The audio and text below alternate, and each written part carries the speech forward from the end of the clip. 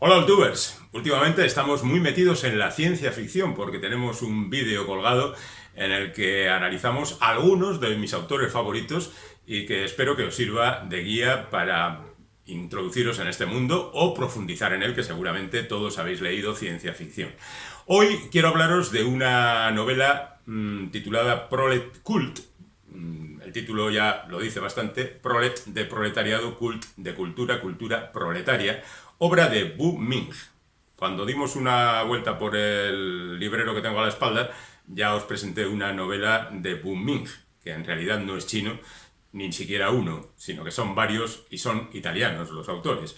Bueno, en cualquier caso, os explico un poco por encima la trayectoria de Bu Ming, que quiere decir sin nombre, es decir, anónimo.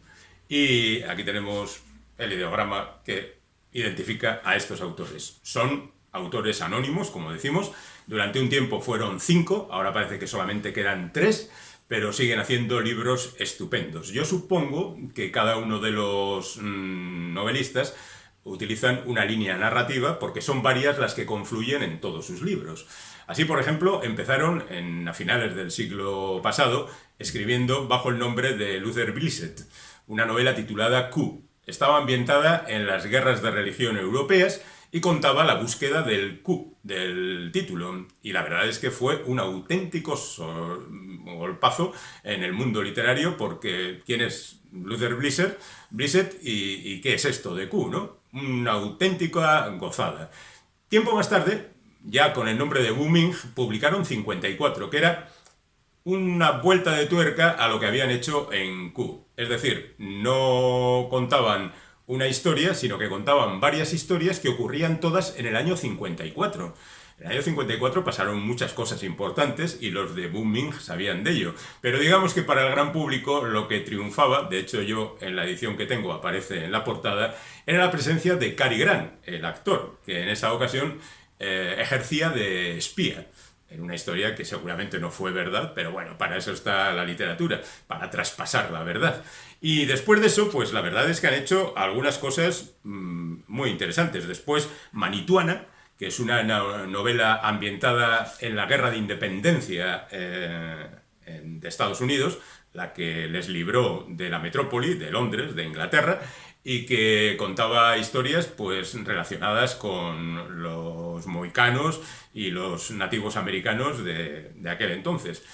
De la misma manera que las novelas anteriores eran magníficas, estas también lo eran. Y luego hay una Altai que desconozco totalmente. No la he leído, así que no puedo hablar de ella. Y la siguiente sería El ejército de los sonámbulos, que está ambientada en la Revolución Francesa, en 1789, y que cuenta diferentes historias de personajes reales y otros totalmente inventados. Es decir, que ahí aparecen Robespierre y compañía, pero también una serie de personajes que vienen a representar los tópicos del pueblo. La mujer que trata de sacar adelante como sea a su hijo, el individuo que se ve metido en la revolución en contra de sus intereses, el viajero que pasaba por allí y al que la vorágine lo arrastra. Su lectura es verdaderamente absorbente y una de las grandes virtudes de esta gente es que generalmente saben enlazar muy bien las andanzas de unos personajes con otros. Porque yo digo, independientemente de que la narración de cada línea corresponda a uno de los autores, pues lo cierto es que la cosa funciona muy bien como novela conjunta. Me gusta mucho esta gente. Bueno, y ahora quizá, porque son menos, porque ya digo, son 3, en lugar de 5, les ha salido una novela un poco más pequeña, más corta de lo que es habitual en ellos, que alcanzan las 500 y más páginas con gran soltura. ¿Qué es Prolet Cult? Pues según la ilustración de la portada, parece ser que es una novela de ciencia ficción. Y sí es una novela de ciencia ficción, pero es otras muchas cosas más. Voy a relacionarla con una novela bien conocida como es Matadero 5 de Kurt Vonnegut. Kurt Vonnegut fue un autor estadounidense que estuvo en la Segunda Guerra Mundial, que estaba en Dresde cuando los aliados bombardearon esta ciudad y aquello fue una masacre, bombardearon con fósforo, la ciudad quedó destruida y murieron cientos de personas, y él estaba prisionero de los alemanes en aquel entonces y utilizó aquella anécdota para escribir Matadero 5. Matadero 5 tiene 3 líneas narrativas. Una de ellas es la del bombardeo de Dresde, otra de ellas es la vida después de la guerra del protagonista, que ha sobrevivido a aquella masacre, un tal Pilgrim, que ya en el nombre parece que hay también una metáfora implícita, y la tercera línea son los viajes que este hombre hace a Trafalmadore, un planeta extraño donde él encuentra todo lo que necesita. Y gracias a ese vivir en ese planeta, el hombre es razonablemente feliz. Luego salen otros personajes como Mr. Rosewater, que es protagonista de otra novela de Vonnegut, Dios le bendiga Mr. Rosewater, y también un curioso individuo que se llama Kilgore Trout y que es un escritor de ciencia ficción.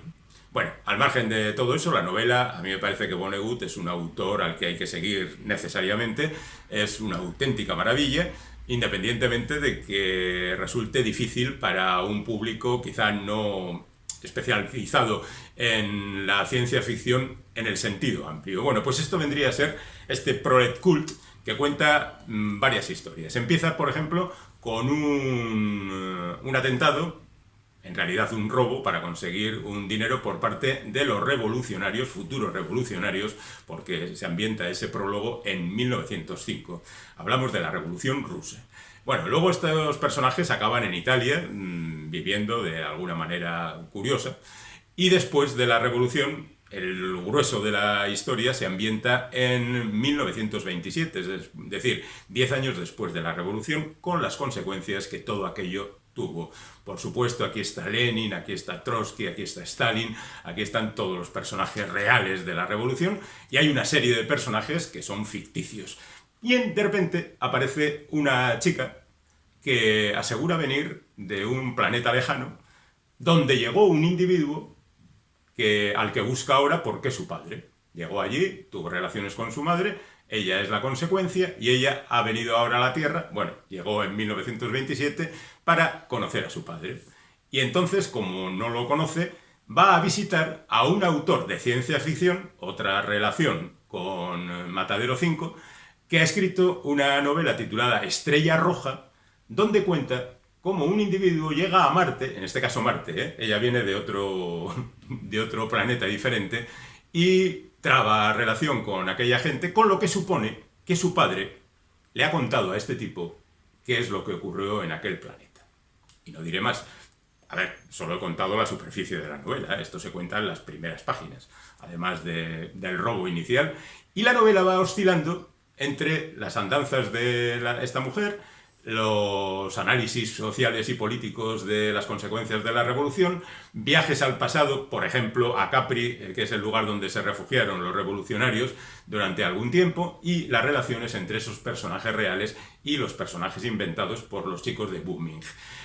Debo reconocer que me gustan mucho los autores de estas novelas, quizá por la osadía que tienen de alterar la realidad tal y como la conocemos. Y basándose en esa realidad, son capaces de crear historias absolutamente diferentes, absolutamente nuevas y absolutamente absorbentes.